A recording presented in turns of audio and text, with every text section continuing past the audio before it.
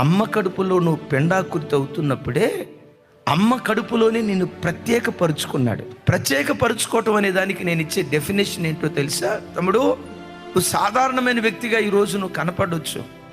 అందరూ పుట్టారండి, నేను పుట్టాను. లోకంలో వివాహమైన తర్వాత తల్లిదండ్రులకు పిల్లలు అందరూ పుట్టినట్లుగా నేను పుట్టాను, నా పుట్టుక వెనుక గొప్పతనం ఏముంది అని అనుకుంటావా? అమ్మ కడుపులో పిండాకృతిగా నువ్వు నిర్మించబడేటప్పుడు ఓ ప్రత్యేకమైన జన్యువులు నీ లోపల పెట్టాడు. ఆ జన్యువు ఏంటో తెలుసా?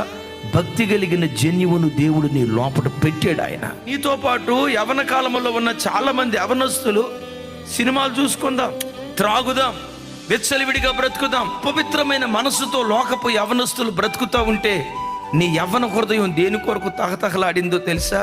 యేసయ్య కొరకు బ్రతకాలి, బాప్తిస్మం తీసుకోవాలి, ఆయన మార్గంలో నడవాలి.